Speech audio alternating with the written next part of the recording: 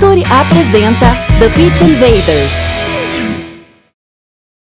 Olá, futeboleiros! Olá, futeboleiras! Futuri apresenta o podcast The Pitch Invaders, episódio 211. Estamos no ar em mais uma invasão futeboleira. Eu sou o Gabriel Corrêa e hoje a gente vai falar com mais um cara que aqui no futebol brasileiro fez em duas equipes trabalhos muito interessantes. Recebeu críticas de um lado, mas foi elogiado em muitos momentos pelos trabalhos que ele fez aqui em Internacional e Fluminense. Hoje já está nos Emirados Árabes Unidos, treinando a equipe do Al Wasl. E eu já quero dar boas-vindas a ele, professor Odair Hellmann, que é campeão olímpico também com a seleção brasileira. A gente precisa frisar isso também nas Olimpíadas de 2016. Odair, muito obrigado mais uma vez pela gentileza de estar aqui com a gente do The Pitch Invaders. Seja muito bem-vindo. Muito obrigado, é um prazer estar com vocês, Rodrigo, Gabriel. Não sei se eu falo boa noite ou boa tarde. Bom dia, boa tarde, boa noite. Bom dia, boa tarde, boa noite, para ficar todos contemplados, né? E vai ser um prazer para que a gente possa bater um papo a respeito de futebol, das histórias de futebol. E eu acho que a gente tem a possibilidade de ter esse tipo de conversa, ela é muito importante para que a gente faça esse elo, né?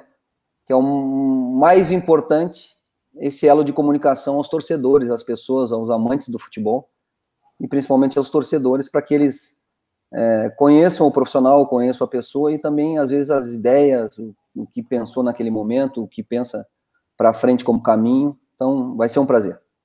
Vai ser um prazer todo nosso. E está aqui com a gente também hoje Rodrigo Coutinho, colunista do UOL, integrante do Código BR, nosso podcast de futebol brasileiro. Coutinho, bom te ter aqui em mais um episódio. Fala, Gabriel. Fala o pessoal que está ouvindo. Um forte abraço para o Odair. Prazer muito grande falar pela primeira vez com ele, mesmo que de forma online, né? Mas vamos bater esse papo aí sobre futebol. Obrigado aí pelo convite. Muito honrado mais uma vez, meu amigo. Então, futeboleiros e futeboleiras, vamos entender um pouco mais as ideias e conhecer as histórias do técnico Odair Hellmann. Bom, vamos lá, gravando. A gente começa geralmente falando aqui, Odair, sobre contexto, né? Porque o futebol tem muito disso. Você pegou, por exemplo, o Internacional aqui no Rio Grande do Sul, saindo da segunda divisão, pegou nos últimos 3 jogos, fez ali um Campeonato Brasileiro no primeiro momento, chegou no 3º lugar, depois chegou uma final de Copa do Brasil. Aí no Fluminense você pegou um outro contexto, mas aparentemente 2 equipes que buscavam a sua reformulação no futebol brasileiro, hoje nos Emirados. O quanto o contexto te moldou, seja como jogador, chegando como treinador, como foi como auxiliar, mas como isso moldou a sua carreira para chegar no momento que você vive hoje, Odair? Essa palavra é muito importante, né? Contexto. Eu costumo usar, às vezes, a teoria da expectativa, né? Nada mais do que o contexto do momento que nós vivemos e os clubes vivem. E isso pode trazer caminhos diferentes para todos os profissionais. Eu penso que a minha carreira como jogador e a minha carreira pré-treinador, que foi uma carreira de auxiliar técnico da equipe principal do Internacional, mas antes disso, em 2009, quando eu parei de jogar, eu fui iniciar lá nas avaliações técnicas do Internacional, nas categorias de base, depois passei para auxiliar do juvenil, trabalhei com o André Jardini, nós montamos a comissão técnica do juvenil em 2010, o André Jardini era o treinador, eu era o auxiliar, hoje o André é treinador da seleção olímpica, né? E 2011 no juvenil com o Klemer, depois auxiliar dos juniores, depois em 2013 o Dunga vem ao profissional, me sobe como auxiliar técnico da equipe principal. Então eu tive a oportunidade de trabalhar eu fiz as contas esses dias, se eu não me engano, com 14 comissões técnicas diferentes, com 14 treinadores diferentes nesse processo de aprendizado, de busca de identidade, de busca de um caminho para quando eu pudesse ter a minha oportunidade, eu ter as minhas ideias, claro que absorvendo muitas coisas de todos esses profissionais que eu te falei, com quem eu trabalhei. Eu acho que esse é um caminho importante, isso te dá uma bagagem. Eu trazia uma situação de um ex-atleta, mas eu não me contentei com isso. Eu fui iniciado o processo lá no processo de avaliação para que eu entendesse um pouco mais e buscasse mais o lado teórico do conteúdo, né, da metodologia, para que eu pudesse inserir nesse contexto do ex-atleta. Eu não queria parar, por exemplo, eu parei também devido ao acidente que eu sofri, claro, lá no Brasil de Pelotas, sim, mas eu não queria parar, eu não tinha ideia de parar e me tornar treinador, porque eu acho que são caminhos totalmente distintos e muito diferentes. Eu achava na época, e hoje eu tenho certeza, fazendo a escolha que fiz, que esse caminho me moldou para um processo de adaptabilidade que eu já tinha como jogador, que você vai para um lugar, vai para outro, vai para um país, trabalha como treinador, 3 meses com outro.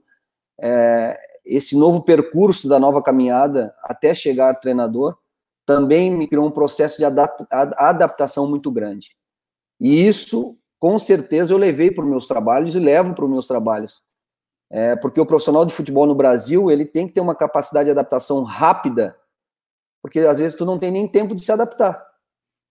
Então, essa caminhada que eu tive me deu essa experiência para que eu pudesse ter essa capacidade de adaptação rápida, produzir os trabalhos, bons trabalhos, para que eu continuasse. Porque, na verdade, a continuidade é por isso, pelo processo de bons trabalhos, de bom segmento, e aí você tem a sua continuidade. Então, a palavra é essa, adaptação aos processos, para que você consiga extrair o melhor daquele contexto, daquele momento, né, daquela expectativa que se tem em torno do clube, ou do time, ou do momento que os profissionais estão vivendo. Vamos lá, Odair, você, em 2 trabalhos diferentes, você conseguiu fazer jogos muito competitivos e quase vencer, por exemplo, o Flamengo na final do Carioca de 2020, né? E antes disso, com o Internacional, enfrentou o mesmo time do Flamengo, também com o Jorge Jesus já, nas quartas de final da Libertadores, acabou eliminado, mas também fez um jogo muito competitivo.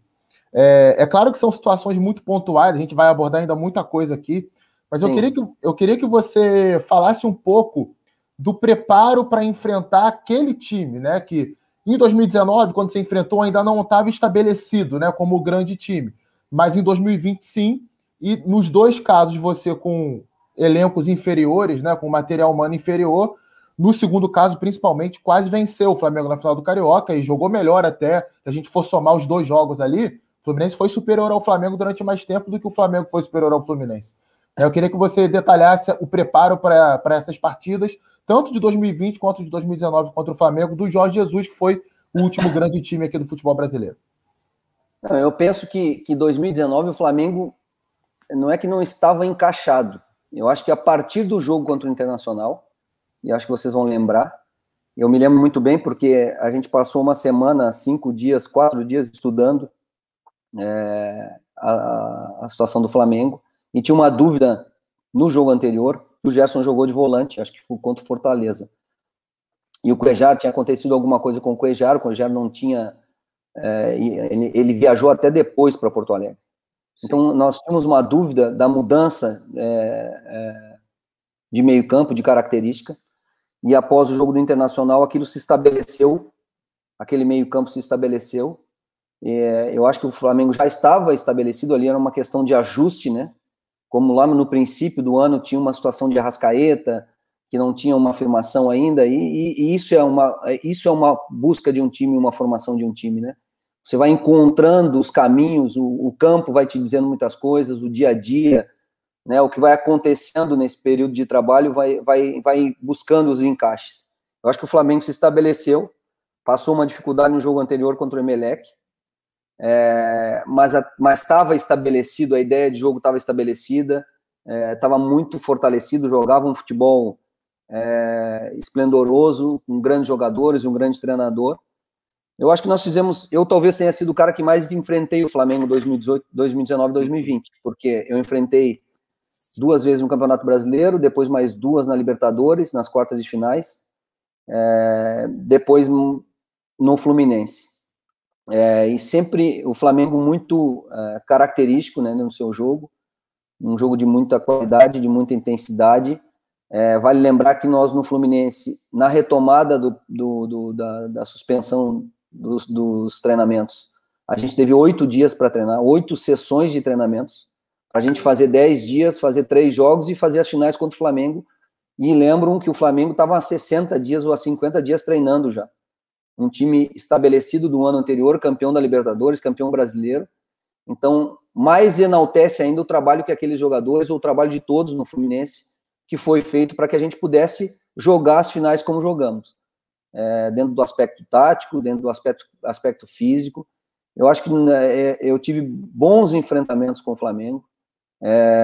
O jogo, por exemplo, do Maracanã, eu me lembro que a gente cumpriu uma das fases do jogo muito bem, né, de organização defensiva, mas não conseguiu, dentro daquela partida, estabelecer uma situação de organização ofensiva e nem de uma transição ofensiva boa para que a gente pudesse fazer um jogo melhor.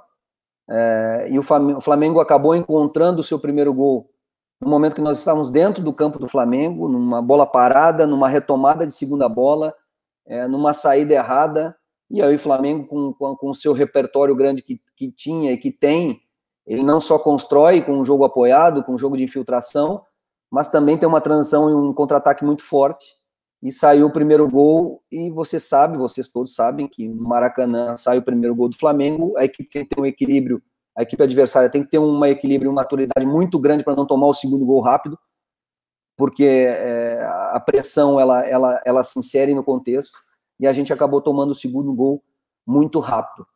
Mas teve uma situação que nós até conseguimos melhorar um pouco mais depois desse aspecto da fase ofensiva. Tivemos uma chance clara com o Nico para fazer o 2-1, e certamente o 2-1 seria um resultado diferente para a volta do Beira-Rio, que nós saímos ganhando de 1-0 e o Flamengo só empatou no final da partida.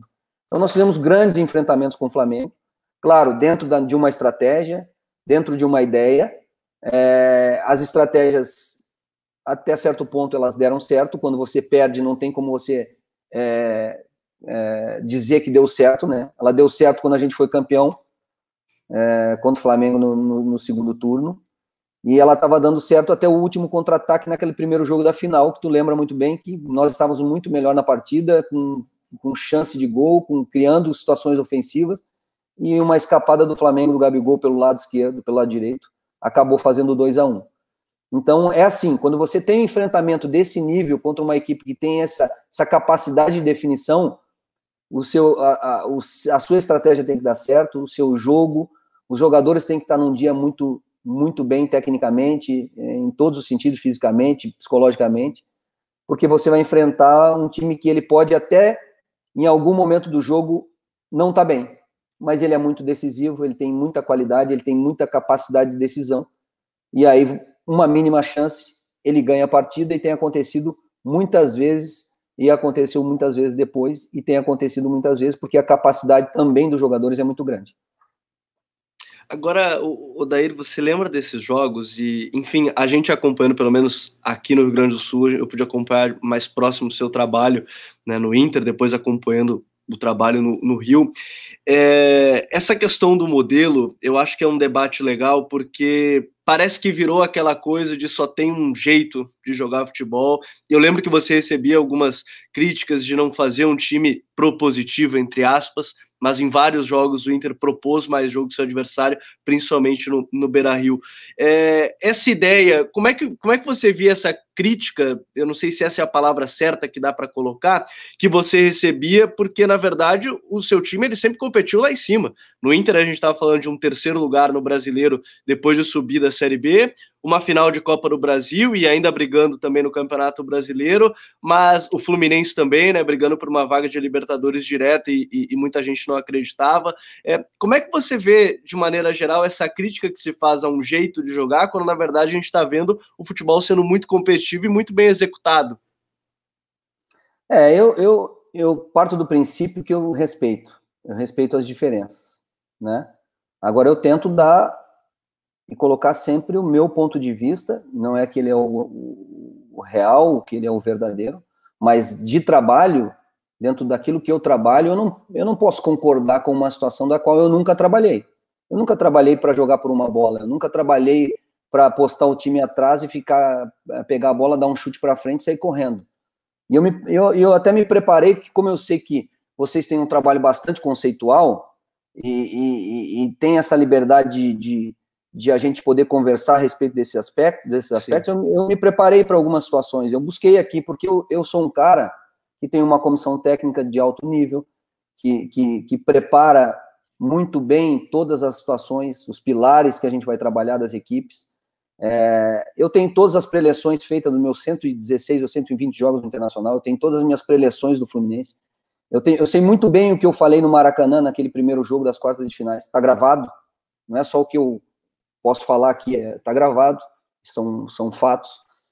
Eu tenho aqui os modelos de jogo que a gente desenvolveu, até como currículo, para que quando alguém me perguntasse assim, eu indico o Odair como profissional de futebol, eu não queria que fosse só um papel, olha, ele foi jogador, ele foi campeão olímpico, ele não sei o quê. Nós preparamos um modelo real do meu trabalho, dos meus métodos. Eu vou mostrar aqui só por cima, por exemplo, aqui está o modelo do Fluminense. Está todos os conceitos trabalhados no Fluminense em todas as 5 fases do jogo. Eu vou botar mais perto, mais próximo, senão ele fica brilhando. Está aqui, eu vou te dar um exemplo. Está aqui o conceito trabalhado no Inter em 2018. Deixa eu ver aqui se eu baixo aqui um pouquinho a luz. E até sobre isso, esses dias eu tive aula com o Henrique Viana, que era analista, acho que trabalhou contigo lá no Fluminense, e ele falava muito sobre esses seus trabalhos e tudo mais. Então tem muito por trás disso, né? Tá aqui eu não só envio para, por exemplo, quando eu fui me apresentar ao Fluminense, quando eu fui ter a primeira conversa com o Mário e com o Paulo Angione, eu e o Maurício Dulac, que é o meu auxiliar, que é um cara na referência na análise de desempenho no Brasil, né? Trabalhou na seleção brasileira.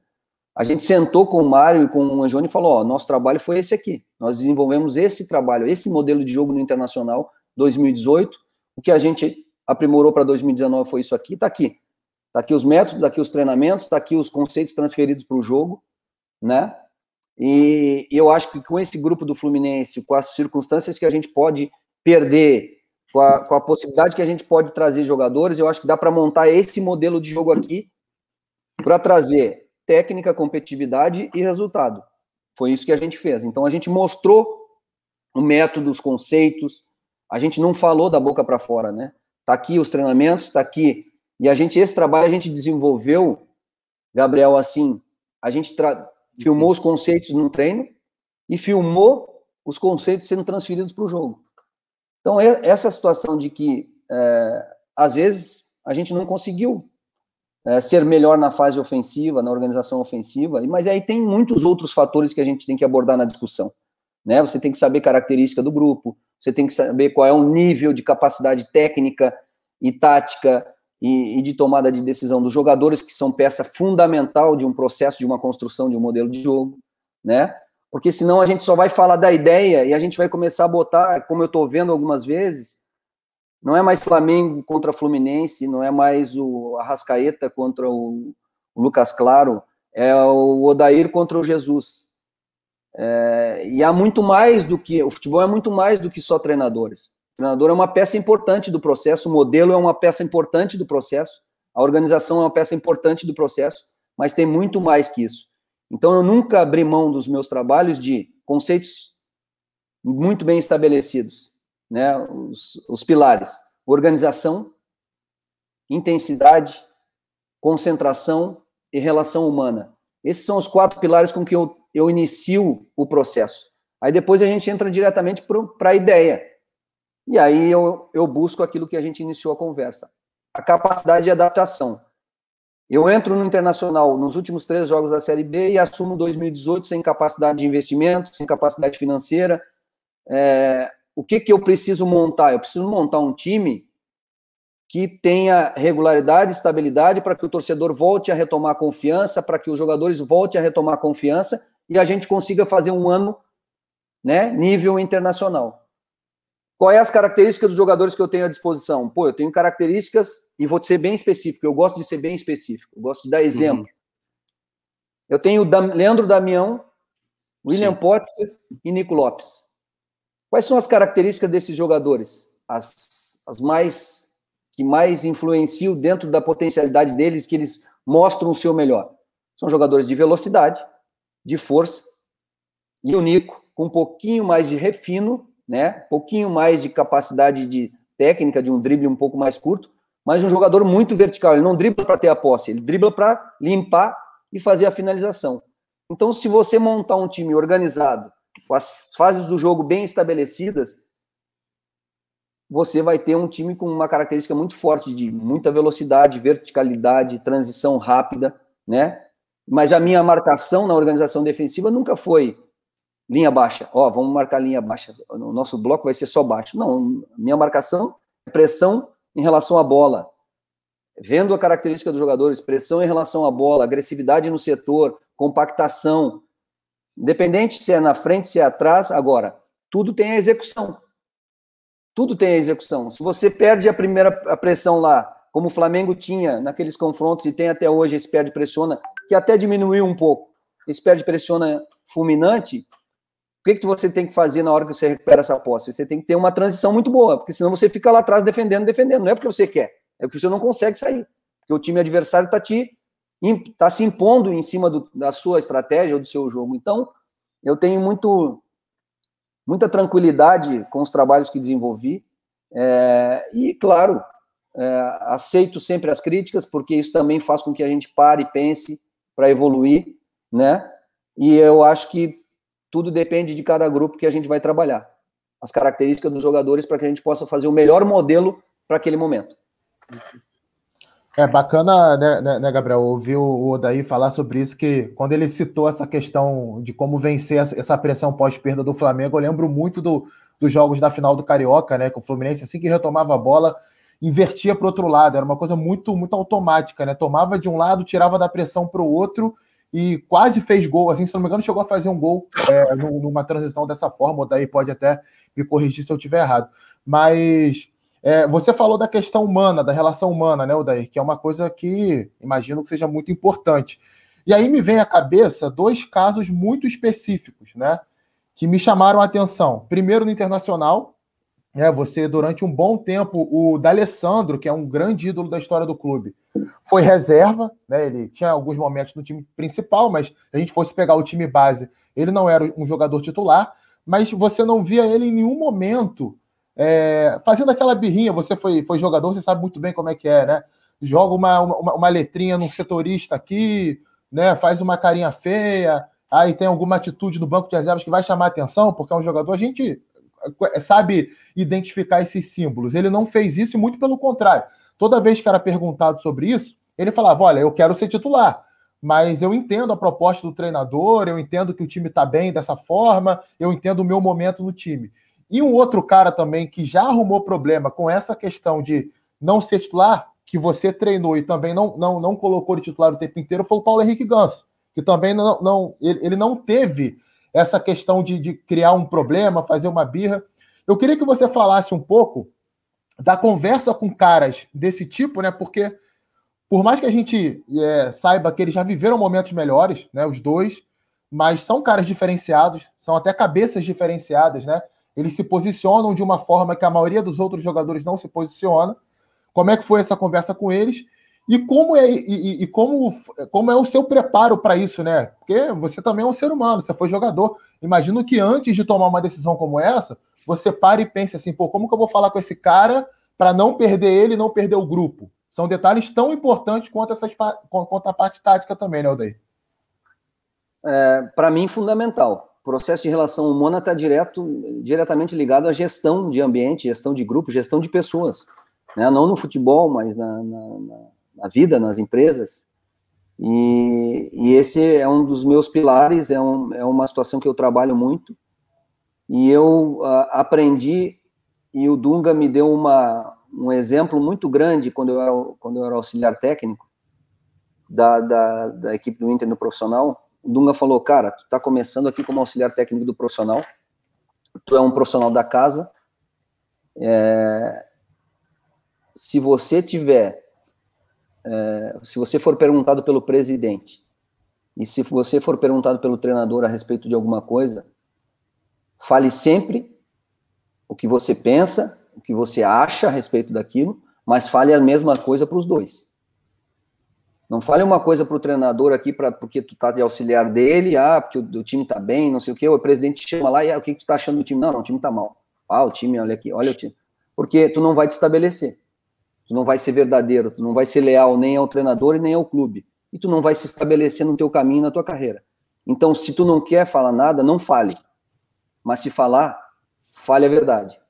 E eu sempre tive esses bons exemplos, como te disse, eu me adaptei e consegui pegar para mim essas boas ideias, esses bons exemplos, essas boas tiradas que o futebol te dá nesses caminhos, nesses trabalhos, e levei para minhas decisões.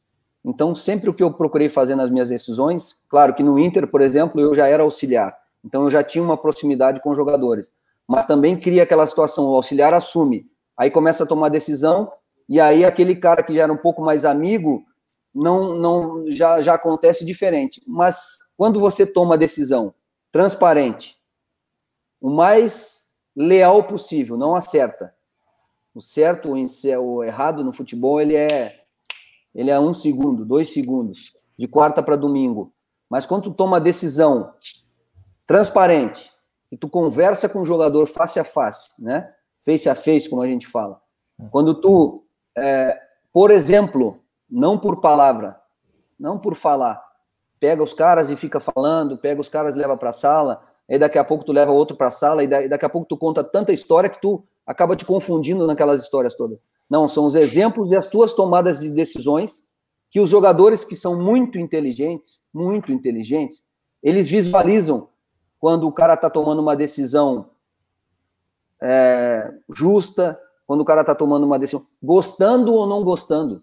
Porque muitas vezes os jogadores, e eu fui atleta, ele vê que o treinador está tomando uma decisão justa, ele vê que ele está fazendo a escolha melhor para o time, mas o cara mesmo assim ele fica chateado, porque ele quer jogar, ele tem o direito igual o outro, ele quer, e que bom. O problema é ter jogador que não quer jogar. Esse é o grande problema. Esse tem que estar fora do processo.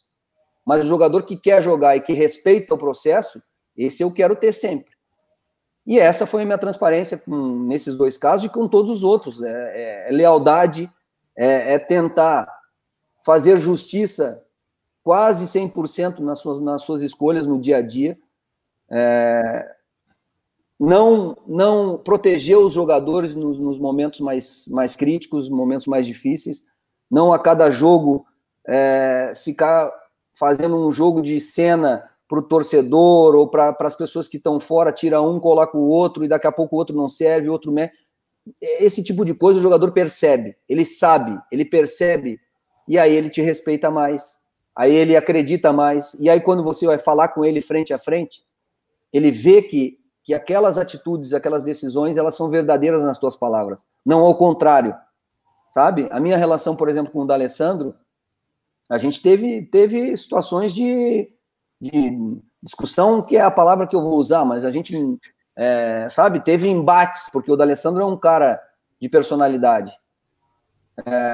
E eu costumo dizer que o caso do D'Alessandro poderia ser um case, é um case, mas eu não assumo a responsabilidade sozinho. Eu poderia usufruir disso, mas eu tenho que ser claro e justo que o momento que aconteceu, a decisão que o D'Alessandro saiu da equipe em 2018, foi o momento que o D'Alessandro se machucou primeiro, depois foi suspenso. Então ele ficou bastante tempo fora da equipe, e a equipe, eu coloquei o Patrick naquele momento, a equipe encontrou uma forma de jogar dentro daquele encaixe de time, de coletivo, de organização, e potencializou as individualidades. Nós estávamos a 10 jogos sem perder.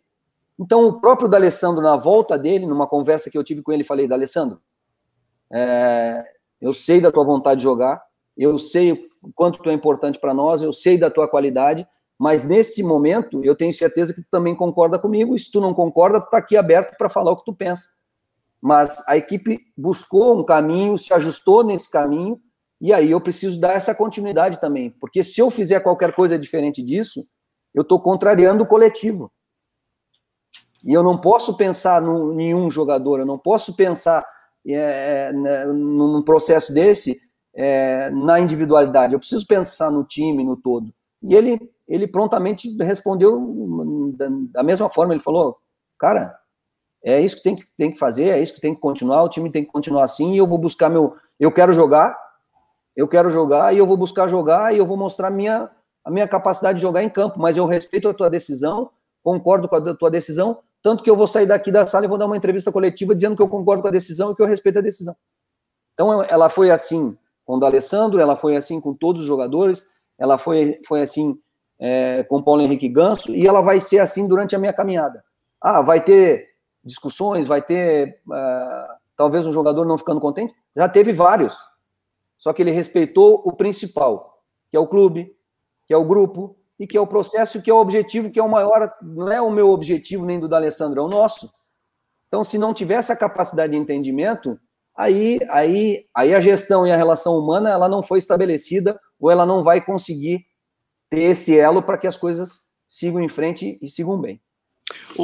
Daíra, eu tenho uma dúvida, porque a mim me parece mais um preconceito que se tem nos comentários tradicionais que a gente ouve do que qualquer outra coisa, porque você falou agora sobre a abertura, a gente está falando de jogadores que são diferenciados na conversa com o treinador, e eu imagino que hoje os jogadores, eles questionem mais o treinador sobre decisões. Por que eu estou fazendo isso? Por que eu estou fazendo aquilo? Porque a informação está ali, o cara está em casa, ele está vendo, está recebendo informação, e as pessoas, eu tenho a impressão que elas teimam em falar que o jogador não entende um conceito de jogo, o jogador não entende tal coisa, uma mudança, mas a minha impressão é que os jogadores não só entendem, como eles têm questionado cada vez mais para colocar em pauta, quando você queria colocar um modelo, quando você queria implementar uma outra coisa. Como é que é essa relação? O jogador questionando, o jogador conversando, o jogador participando, às vezes, não sei se ativamente, mas participando com um questionamento que pode ser importante até na montagem para um confronto, para algum jogo, para uma semana de treino daí. Não, os jogadores, assim, o primeiro ponto que eu vou falar de mim, né? Vou falar do meu trabalho, das minhas decisões, do meu processo de dia a dia. Eu costumo dizer que me perguntaram quando eu assumi lá porque me chamavam de papito, talvez os caras não fossem respeitar ou fossem levar muito para um lado da amizade, e quando tivesse que tomar uma decisão, disse, cara, eu sou Odair, papito, não tem problema. Eu sei o momento de brincar, eu sei o momento de fazer a resenha, eu sei o momento de entrar na brincadeira, eu sei o momento de fazer isso aí. Agora eu sei o momento que eu tenho que fazer a escolha, e o que eu tenho que olhar para o cara e falar, cara, eu vou tomar essa decisão aqui, por isso, por aquilo. E se o profissional não tiver essa capacidade, ele não consegue sobreviver. Não vai, não tem jeito, entendeu? E os jogadores têm uma capacidade de leitura muito grande. E quando ele está desconfortável, seja pelo movimento, seja pela função, seja por alguma coisa, por mais que ele respeite a hierarquia, por mais que ele respeite o treinador com a sua capacidade, com as suas ideias, com os seus treinamentos, ele em algum momento, se aquele processo coletivo não está confortável para ele vai conversar contigo. Ele vai em algum momento no treinamento, e quanto mais afinidade tu vai tendo com o grupo, quanto mais domínio do dia a dia tu vai tendo, mais liberdade vai tendo, e os caras conversam, os caras te dão feedback. E é muito importante para um processo de construção tu ter o feedback dos jogadores, que muitas vezes eles te dão esse feedback e acabam solucionando muitos movimentos, muitos encaixes que tu tem na tua construção para que as coisas continuem acontecendo bem. Então, essa relação que eu falo da relação humana, entra isso. É a relação de comunicação. É um processo fundamental, treinador-jogador. Para mim, é um processo fundamental. Agora, quem decide sou eu. Quem decide jogador sou eu. Quem decide time sou eu. Quem decide parte coletiva sou eu. Agora, eu não posso estar fechado a uma boa ideia, a uma boa comunicação, e principalmente de quem executa, de quem é a estrela, de quem vai lá e toma 1.500 decisões numa partida de futebol e eu achar que eu sou o dono da verdade. Não posso, né? Sim. Eu tenho que muito dar a credibilidade aos jogadores, buscar esse feedback deles para o bem e para o mal. Às vezes eles vão te dar bons feedbacks de situações boas, às vezes eles não vão te dar bons feedbacks, e tu tem que absorver aquilo tudo, captar e traduzir melhores situações para que o jogador se sinta confortável dentro das suas características e possa desenvolver o seu melhor futebol. Se ele estiver bem, tu pode apresentar qualquer modelo para ele. Se ele estiver confortável dentro da situação, tu pode apresentar qualquer ideia para ele, que ele vai lá e vai entregar o melhor dele, vai tentar fazer o melhor dele. Se ele não estiver bem, se ele estiver desconfortável, se ele não tiver relação, se ele não tiver comunicação, pode entregar o melhor modelo para ele que não vai sair nada porque a cabeça travou e mandou tudo para o corpo e travou a perna. Então, isso é primordial para mim no meu processo de trabalho, e eu acho que faz muita diferença numa construção de equipe. Odair, existe uma cultura aqui no futebol brasileiro, sobretudo, né, da questão da rotatividade dos treinadores, né? A gente é um debate que sempre a gente está tendo aqui na imprensa, no futebol brasileiro, e eu queria saber a sua opinião sobre isso, porque a sensação que eu tenho, principalmente quando eu converso com algum dirigente, assim, ou quando a gente sabe de alguma informação, é que muitas vezes o cara que está acima nesse processo, né, o cara que está acima, tomando as decisões técnicas, acima do treinador, avalizando contratação de jogador, avaliando o trabalho do treinador, né, tentando entender por que o time jogou bem, por que jogou mal, por que está progredindo ou por que estagnou. A sensação que eu tenho muitas vezes é que nós temos poucos profissionais realmente com essa capacidade. Aquele cara que olha, ele vai sentar lá e vai ver o jogo e vai saber que a sua estratégia para esse jogo foi determinada por esse motivo, ou o seu time está jogando em tal esquema, ou que o modelo prevê isso, que você vai jogar de forma direta, ou que você vai por que você vai fazer uma saída com 3, por que você faz uma saída com 4. Esses detalhes que quem avalia, né, quem analisa o dia a dia, precisa entender. E eu tenho uma opinião, que é pessoal, que muito do que acontece no futebol brasileiro tem muito a ver com isso, né? Porque às vezes o cara ele não aguenta a pressão que vem de fora, muitas vezes da imprensa, que tem a sua culpa também, dos dirigentes ali, amadores do clube, dos corneteiros, e pela incapacidade dele de dar as respostas, né? De, tá acontecendo isso por isso, tá acontecendo aquilo outro por aquilo.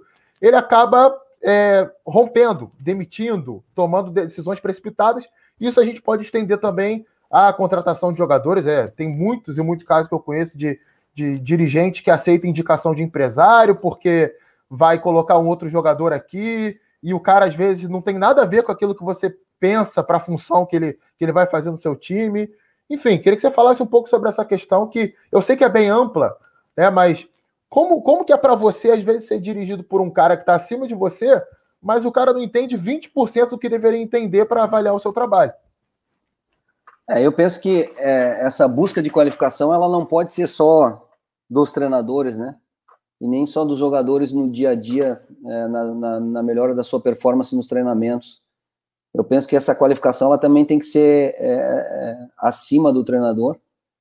E eu costumo dizer que futebol não pode ser feito por aventureiro, né?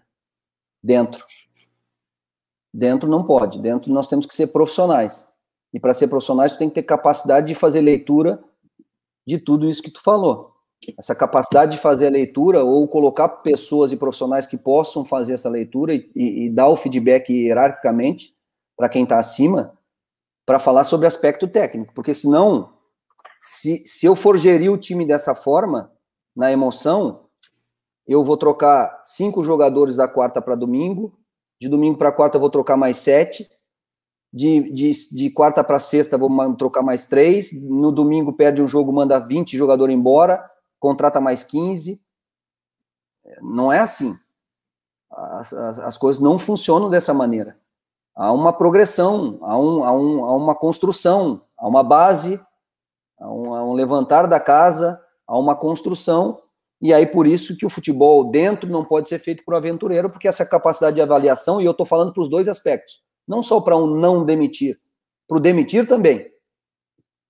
Porque se tu tem profissionais capacitados que fazem a leitura que o time não está conseguindo jogar, que o time não está evoluindo, que o time não tem uma boa relação, que o time não tem organização, que o time não tem relação humana, que não tem... Também tem que ser feito por pessoas internamente que tenham essa capacidade de leitura e tomem uma decisão que possam trazer um profissional que mude aquele aspecto. Então, não estou falando só puxando para o trabalho da continuidade. Mas eu tive essa oportunidade, por exemplo, de trabalhar com o Mário no Fluminense e também com os dirigentes do Internacional, com o Marcelo, com o Roberto. No Internacional fiquei 1 ano e 10 meses no cargo. Eu acho que ficar 1 ano e 10 meses no futebol brasileiro, você precisa produzir alguma coisa, né? Não pode ser só reativo ou propositivo, ou só... Tem que ter algo acontecendo dentro e fora para que aquela conjugação te deixe caminhar. E a mesma coisa do Fluminense. Nós fomos desclassificados da Sul-Americana, fomos desclassificados da Copa do Brasil, mas houve uma leitura da continuidade. Eu acabei até saindo em dezembro, o Marcão deu a continuidade, e o Fluminense conquistou uma classificação e fez um trabalho que não estava conseguindo nos últimos 8 ou 9 anos, não estava conseguindo. E ele teve essa capacidade, ele e o Paulo Angione teve essa capacidade de fazer a leitura lá desde o início, porque ele construiu junto. Ele teve junto comigo todos os dias, na hora que nós tivemos dificuldade para contratar, quando ele conversou comigo que não tinha dinheiro, que nós íamos perder 5 ou 6 jogadores que eram titular da equipe do ano anterior, e que nós íamos ter que ir no mercado buscar jogadores que talvez não conseguissem com as mesmas características. Então, tudo isso ele participou, o Angione participou, as pessoas do clube, o Marcão, que era o auxiliar técnico da casa, participou. Eu coloco todos dentro do processo, né? Eu não me distancio dessa conversação, presidente lá, eu aqui. Eu tento aproximar o máximo possível, por quê? Para que eles tenham essa capacidade de fazer leitura do que você está fazendo no dia a dia, do que o time está entregando no final de semana, no meio da semana, e o que o time e o grupo pode entregar também. Porque existe uma situação da expectativa e a situação da realidade. Você tem que ter essa frieza e essa capacidade de leitura, e aí vai vir aquela palavra, talvez, um pouco da paciência, né? Naquele momento que não está passando tão bem, e dá 1 jogo, 2 jogos ou 3 jogos a mais, e a equipe se encontra, porque há um encaixe de o Gerson vir para volante e o time fazer isso aqui e não ir para cá. Então, tudo isso são pequenos detalhes que fazem muita diferença no futebol.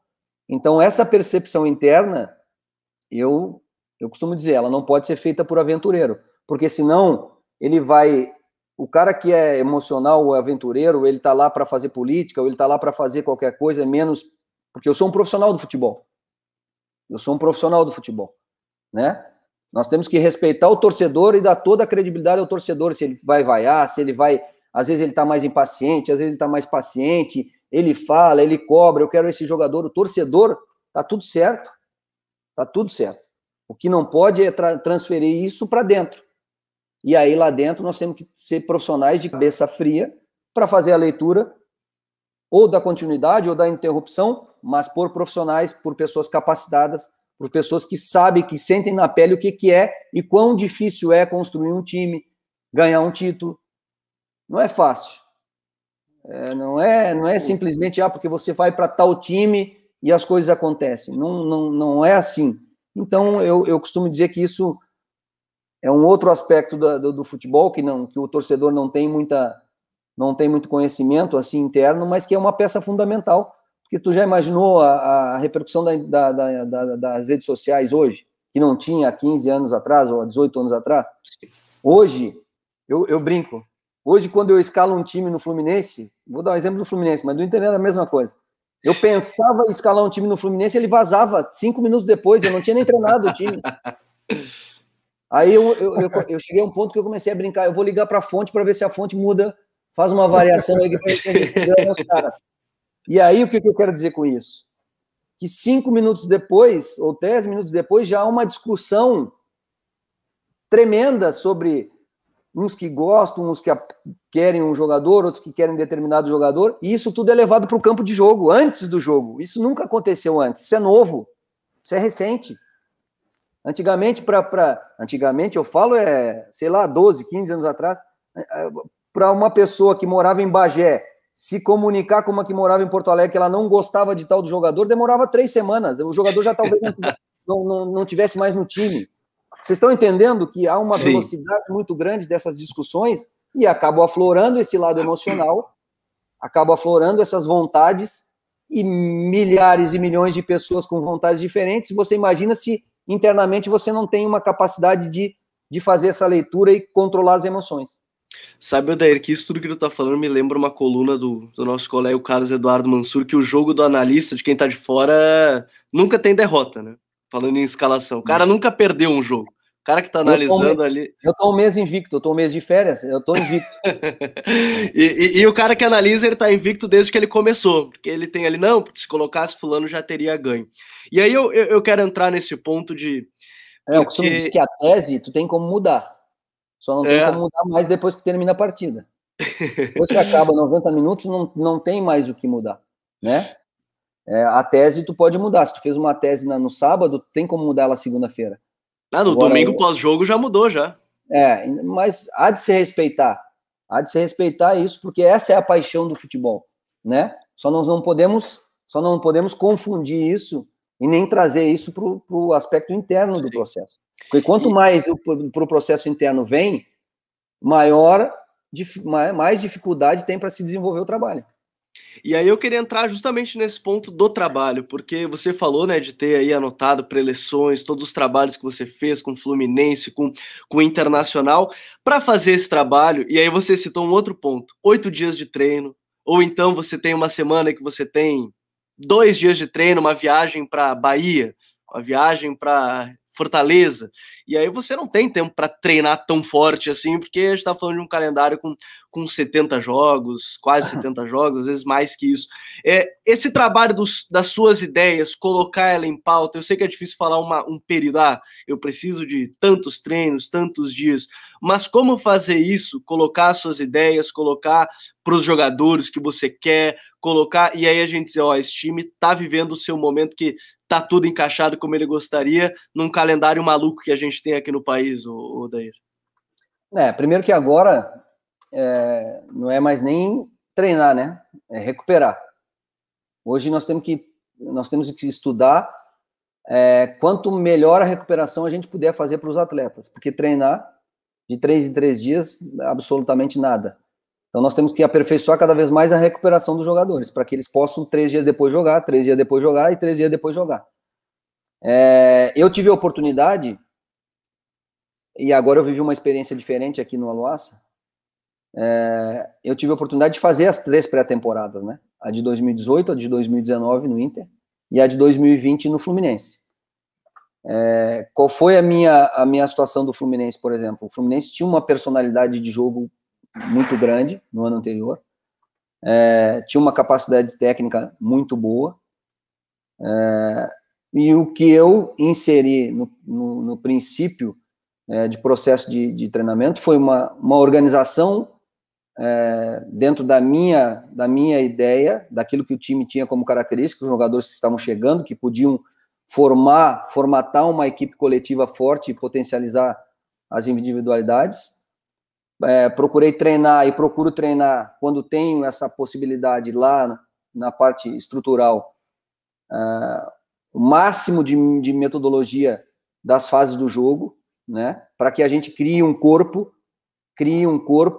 porque um time ele nunca está fechado, ele nunca chega num ponto, ele está sempre em construção, ele está sempre lógico que ele atinge uma maturidade, ele tem uma maturidade de jogo, ele tem, quando você mesmo acabou de dizer, esse time está encorpado, esse time está forte, esse time está organizado, esse time está jogando bem, esse time tem essa situação, mas você vai ter que continuar fazendo ajustes, você vai ter que continuar fazendo movimento. A corda está puxada a todo momento, né? Ela tem que estar esticada. Porque você pensa, vamos pegar um exemplo do Fluminense.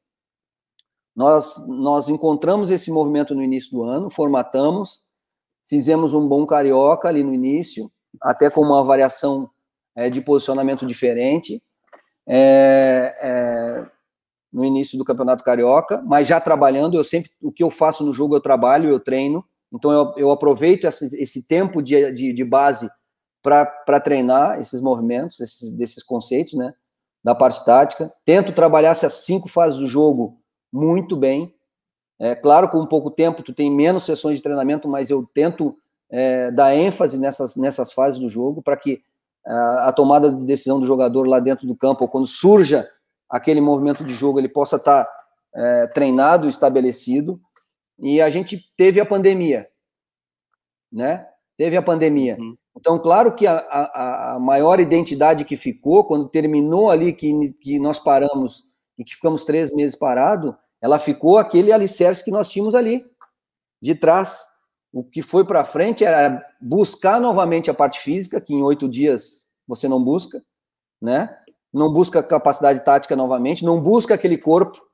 Vai ser no decorrer do processo é que tu vai ter que buscar de novo, retomar, mas tinha uma espinha dorsal.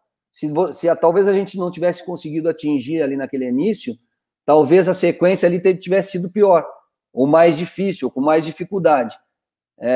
Eu me lembro até que a gente tomou uma decisão de fazer um movimento do Dodi, logo nas finais do Campeonato Carioca, né? Visualizando situações de estratégia de time, né? De conceito mesmo de jogo. E as pessoas, há uma discussão, né, no Brasil sempre muito grande quando tu coloca um jogador a mais de meio campo, né? No Internacional eu dizia que Patrick e Edenilson eram meio campistas, não eram volantes. E tem uma situação, como você mesmo quando disse lá sobre essa bipolaridade, né? O reativo, o propositivo, o que é, o que não é. E aí a gente fez a opção pelo Dodi, né? Fortalecendo um pouco mais o meio campo. E muito nas primeiras observações era para uma situação, vai jogar com 3 volantes, porque para mim não era, né? Porque o Iago, para mim, é um cara que ele fez toda a carreira dele de beirada, de atacante, veio para o meio campo, então ele é um meia, ele é um meio campista, na verdade, na correlação das funções ele é um meio campista. E aí se discutiu muito, né, no início, de que, vai fechar mais o time, vai defensivamente, e pelo contrário, a ideia não era para fechar mais o time, a ideia era para continuar consolidando a fase defensiva de organização, mas era para dar muito mais agressividade para frente, para movimento para frente, para que os outros jogadores pudessem ter muito mais liberdade de agredir para frente, de fazer movimentos mais para frente, que o time pudesse compactamente subir, crescer, evoluir nesse ponto, né?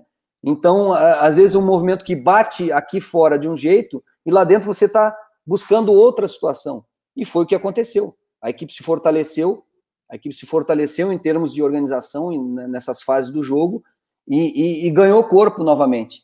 Mas há períodos e o processo não é fechado. Ele é um processo de continuidade.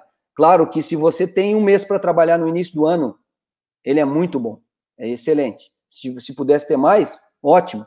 Mas acho que um mês tem uma capacidade de você fazer uma primeira semana de estruturação, uma segunda semana, né, de outras valências físicas, táticas e técnicas, e subindo, né, gradativamente o processo de trabalho, e aí, lá na terceira semana, já começar a iniciar os jogos amistosos, para que você comece a transferir para o campo de jogo, e os primeiros jogos, você, né, tentar colocar tudo aquilo que tem treinado no jogo, terminar o jogo, visualizar o que fez de bom, o que fez de ruim, ir para o campo de novo, buscar evolução naquele aspecto, e assim é uma construção de um time.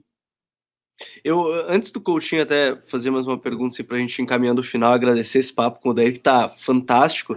Nesse processo de estruturação do time, Odair, quando você começa, você prefere começar, por exemplo, pela fase defensiva, fase ofensiva, essas transições?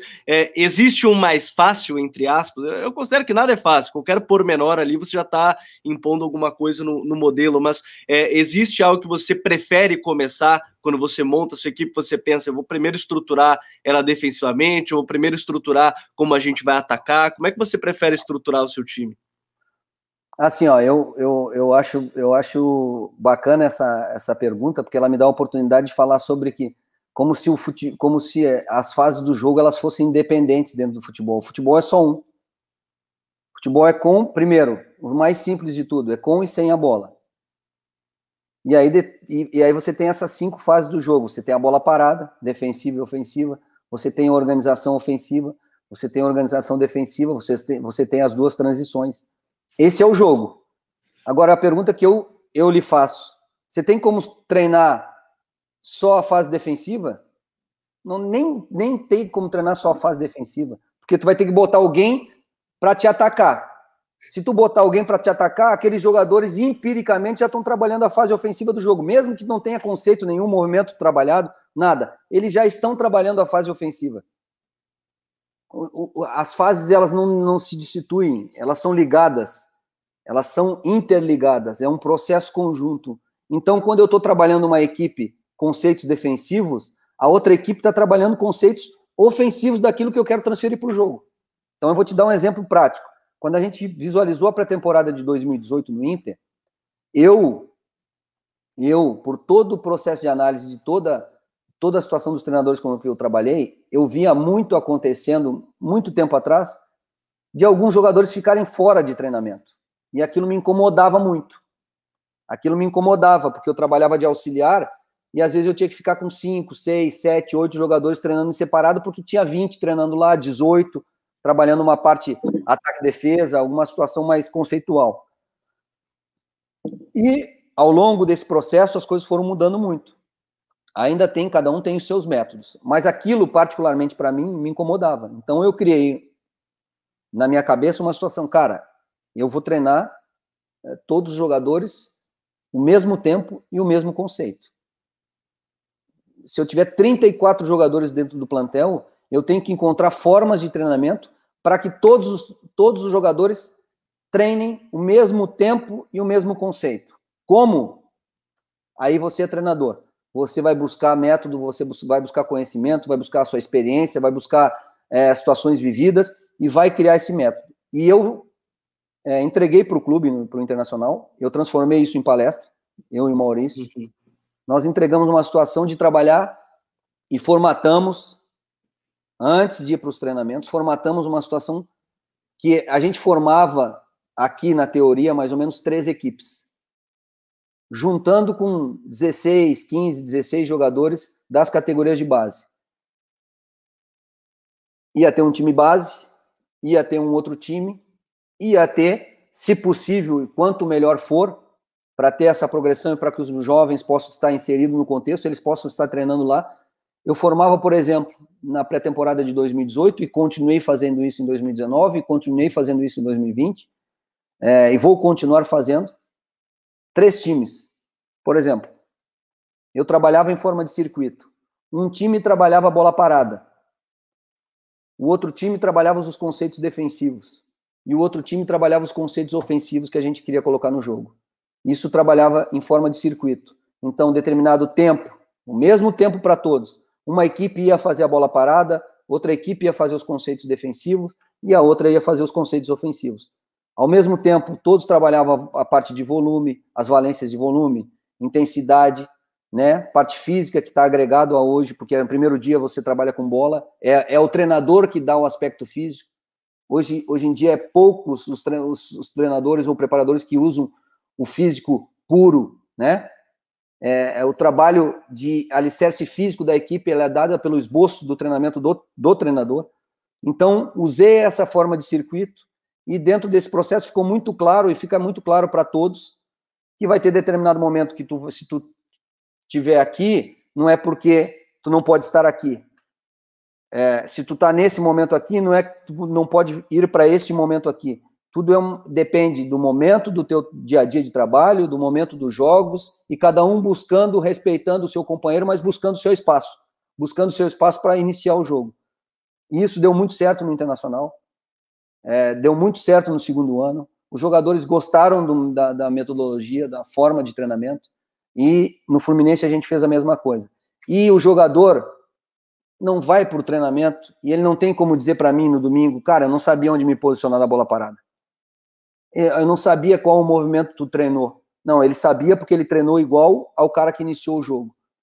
Então, esse foi um processo de criação que a gente teve e que criou uma forma que a gente pudesse, que não é fácil, há uma logística nesse processo, porque você também tem que ter capacidade de ter jogadores das categorias de base para poder agregar, mas deu certo nesses 3 anos e a gente vai continuar usando esse processo quando a gente tiver tempo de trabalho. Sempre que eu tenho tempo de trabalho, uma semana cheia, eu aumento o número de jogadores no plantel e eu aumento a capacidade desse tipo de treinamento para que eu possa dar os melhores treinamentos iguais para todos os jogadores.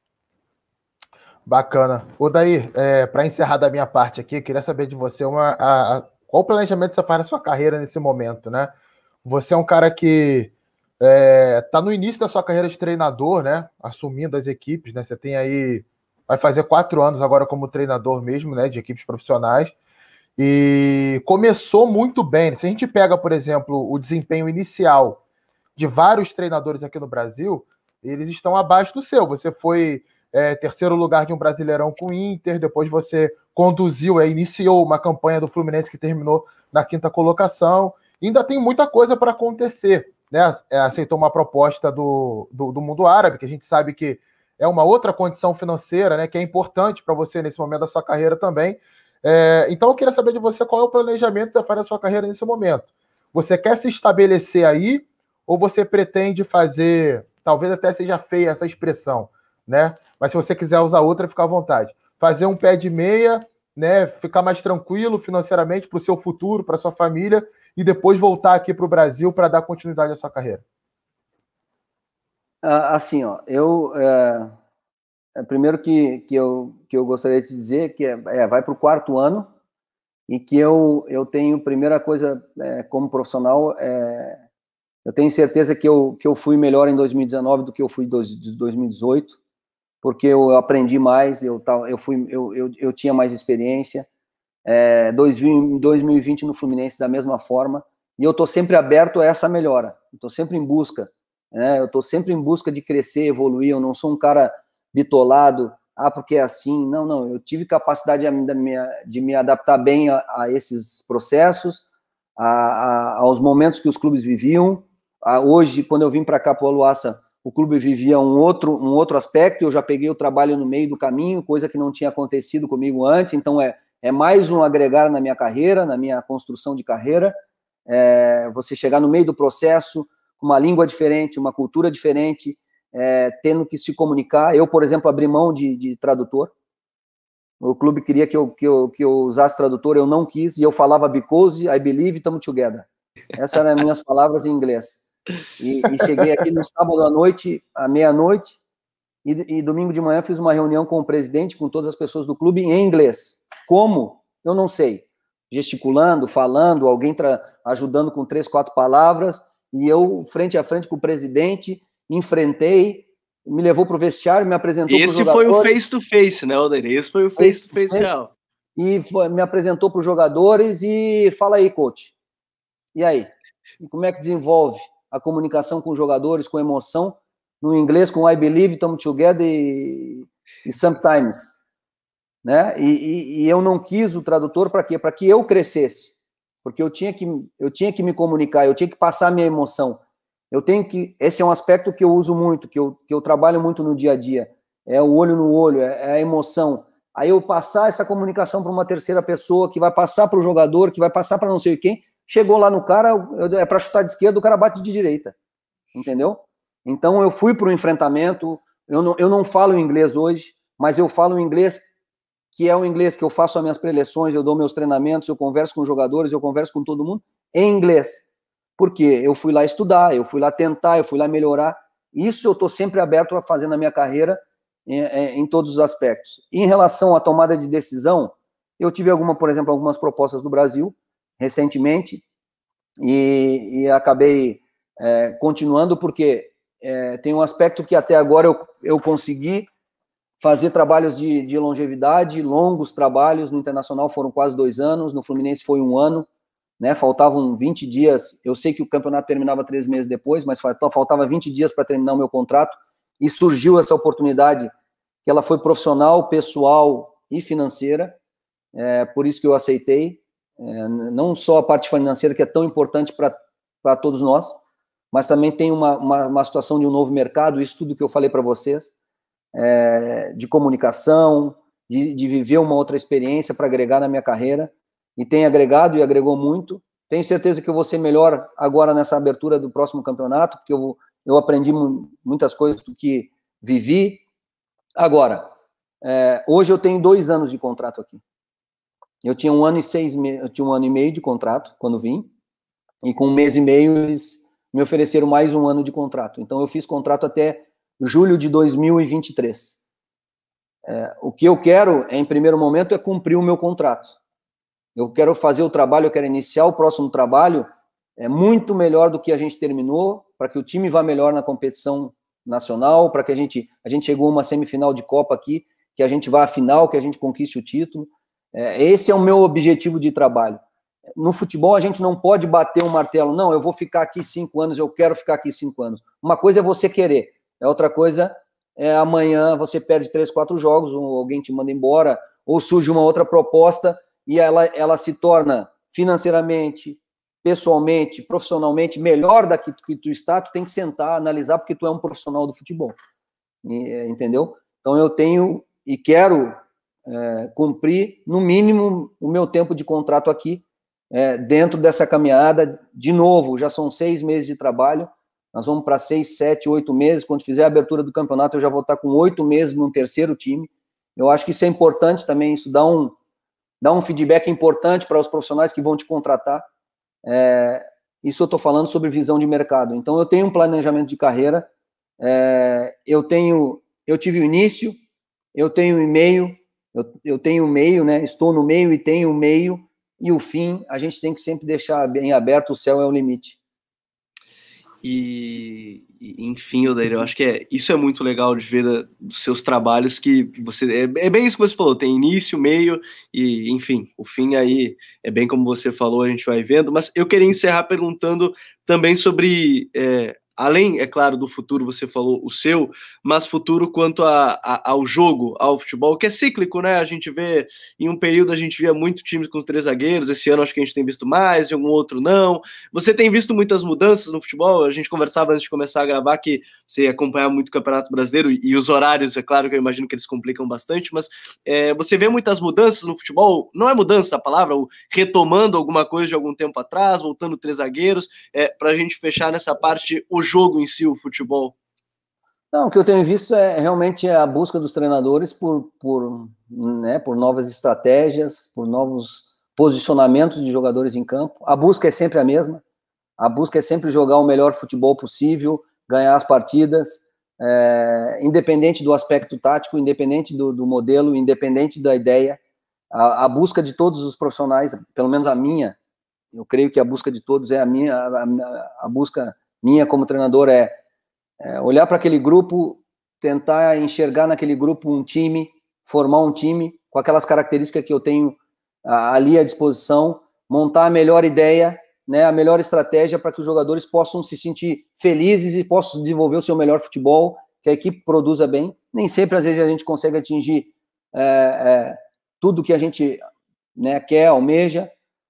Vejo alguns movimentos, né, viu a abertura, a volta dos pontas, com nomenclaturas diferentes, né? Hoje em dia a gente tem uma enxurrada de nomenclatura, a gente tem que até cuidar, porque dá uma salada de fruta na cabeça das pessoas, é uma briga por nomenclatura. Nós não podemos entrar nisso, né? O futebol é mais simples do que isso. As nomenclaturas, elas não são mais importantes que o passe, o domínio, o bom chute, o bom cabeceio, né?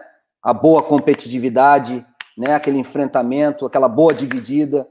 Faz parte, é o conteúdo, é o que vem hoje no atual, e a gente tem que saber incorporar isso, saber usufruir, lidar com isso. Vejo alguns movimentos, por exemplo, hoje, muitos times brasileiros voltando a usar a linha de 3, né? Especificamente, um pouco mais, às vezes com um jogador de característica mais posicional por trás, como o São Paulo tem usado, outros clubes usando saída de 3, que eu já usei e uso muitas vezes, para que a gente crie essa superioridade de saída na construção, para que a gente tente um jogo mais, já com um passe um pouco mais qualificado, para encontrar os meias, encontrar os atacantes numa fase melhor do jogo, para que consigam uma melhor jogada. Vejo outros treinadores, quando tem um time preponderante, né, se está destacando um pouco com um sistema, com uma ideia, vejo clubes e times para fazer o enfrentamento buscando estratégias diferentes. Esse é o jogo. A gente acabou de ver uma final de Champions League agora, né? Sim. Com tentativas e com buscas e com ideias diferentes. Estou dizendo que esse é o melhor, ou que esse é o melhor, são ideias diferentes, cada um sabendo o que tem como característica dentro do seu plantel para que possa fazer o melhor time. E esses enfrentamentos aí que também é o que me aguça para que eu continue buscando sempre situações melhores para os meus trabalhos. Mas vejo esses movimentos no futebol brasileiro, eu vejo esse movimento do futebol mundial, acabou o Chelsea fazendo aí, né? A equipe jogava, tinha uma situação de jogo, tu chega no meio do caminho, muda o sistema, abre uma linha de 5, né? Acha 2 caras centrais de muita capacidade de deslocamento no campo, né, participando da fase ofensiva e defensiva ao mesmo tempo do jogo, e cria uma dificuldade tremenda, porque cria um jogo muito forte de compactação. Aí tu não adianta falar em modelo de jogo, né, meu amigo? Aí o homem transborda modelo de jogo. Parece um cara que jogava antigamente, um camisa 5, tal de Papito. Corri igualzinho. Tenho certeza que sim, viu, Papito? Tenho certeza que sim. E eu tenho certeza que quem... Vontade eu tinha de correr, meu amigo. Mas, cara, é bonito ver esse cara jogar, né? É bonito ver. Joga muito. É bonito ver, foi bonito de ver. E a simplicidade dele, a simplicidade antes, durante e depois. Parece que ele faz aquilo ali, sei lá. É um abençoado, não é só dom.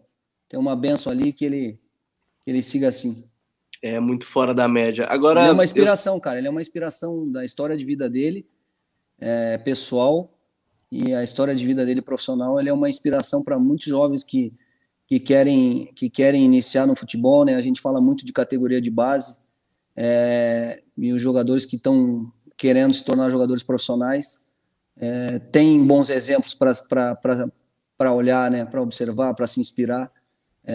Tem os jogadores, tem Messi, tem Cristiano Ronaldo, tem Neymar, tem esses jogadores expoentes da parte técnica, né, da parte mais refinada do drible, da finalização, do gol, mas também tem outros atletas que têm uma história, que têm uma apresentação que, para esses jovens que estão querendo, que podem visualizar, né, história de vida e história profissional. Então, o Kanté é um grande exemplo, porque eu vivi muito as categorias de base, sim, vivo muito, porque tem essa transição de jovens para o profissional. Há uma cobrança muito grande no futebol brasileiro para a inserção dos jovens no profissional.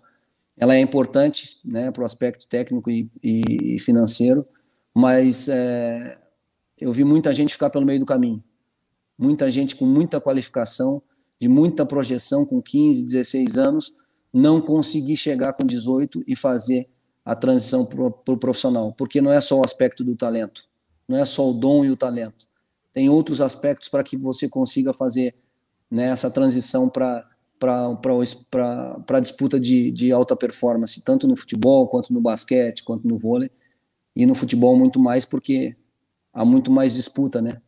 Há muito menos vagas, ou muito mais gente com possibilidade de disputa. O funil é cada vez menor, né? Cada vez menor. Então, se você tiver talento, olhe para a inspiração desse jogador aí, para a dedicação, para o comportamento dele, se inspire nisso, use do seu talento, mas use com transpiração.